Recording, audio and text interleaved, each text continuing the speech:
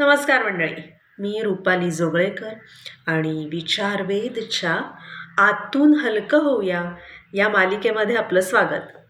तर आपण स्थूलपणासाठी कारणीभूत वैचारिक कारणं बघतोय. तर पुढचं कारण आहे नाही म्हणणं अवघड जातं. म्हणजे बघा, बरेचदा स्थूलपणा असलेल्या व्यक्तींना नाही म्हणायला येत नाही. जाडी जास्त असलेल्या व्यक्ती स्वतःच्या मताला जरा कमी किंमत देतात बरं का. म्हणजे बघा, मला आत्ता खरं तर चहा नकोय, पण समोरचा मात्र मला घ्यायला सांगतोय आणि मी नाही म्हटलं तर त्याला वाईट वाटेल, म्हणून मला नको असताना सुद्धा मी चहा घेते. असं करता का तुम्ही? अन्नाला असं नव्हे, एकंदरीतच त्यांना नाही म्हणायला अवघड जातं. म्हणजे बघा, ऑफिसमध्ये एखादा आपलं काम येऊन समजा माझ्या डोक्यावर मारतोय, हे माझं काम करून दे ना, हे एवढं एवढं प्लीज, तर त्याला नाही म्हणणं मला अवघड जातं. दुसऱ्याला वाईट वाटेल असं नाही म्हणणं हे बरोबर नाही. मी मदत करणारी व्यक्ती आहे, हो म्हणणं म्हणजे चांगुलपणाचं लक्षण आहे आणि मी खूप चांगली व्यक्ती आहे. समोरच्याला नाही म्हणणं हे रूड बिहेवियर आहे, असं वागू नये, असं काहीतरी आपल्या मनात चालू असतं.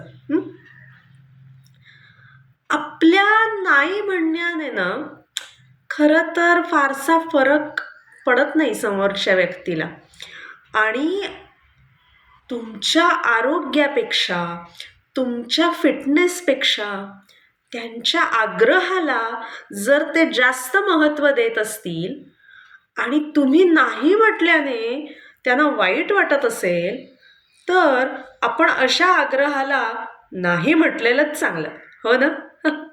So stop being people pleaser. तेव्हा स्वतःच्या मताचा, इच्छांचा, शरीराचा आदर करा. आपलं आरोग्य, आपला फिटनेस ही आपली जबाबदारी आहे, हे लक्षात घ्या. खा खा, काही होत नाही. तू काय डाएट बिएट करायला लागलीस की काय? चालतं बरं का एखाद्या वेळेला डाएट मोडला तर. असं म्हणून आग्रह करणाऱ्या लोकांची ती जबाबदारी नाही आहे. तुमचं आरोग्य ही तुमची जबाबदारी आहे. आणि खरं सांगू का, एकदा धीर करून अशा आग्रहाला बिंदास नाही म्हणून तर बघा. डाएट बिएट करायला लागलीस की काय असं विचारलं तर छान हसून हो मग असं म्हणा. अजिबात लाजू नका. मला फिट व्हायचं आहे आणि त्यासाठी मी प्रयत्न करते, तेव्हा मला आग्रह करू नका, असं बिंदास सांगून तर बघा. तुमच्या अशा नकाराचं त्यांना वाईट नाही वाटत. चांगले शब्द, योग्य ऊर्जा हे वापरून नाही म्हणता येतं. आपल्या मनातील भावना व्यक्त करणारे योग्य शब्द शोधायला सुरुवात करा. एकंदरीत जाडी वाढण्यामागे कोणते थॉट पॅटर्न्स असतात हे आपण पाहिलं. आता यावरचे उपाय बघूया, पण उद्यापासून. शुभेच्छा मंडळी. आतून हलकं होण्यासाठी खूप खूप शुभेच्छा. हा व्हिडिओ आवडला, उपयोगी वाटला तर जरूर लाईक, शेअर आणि सबस्क्राईब करा. धन्यवाद.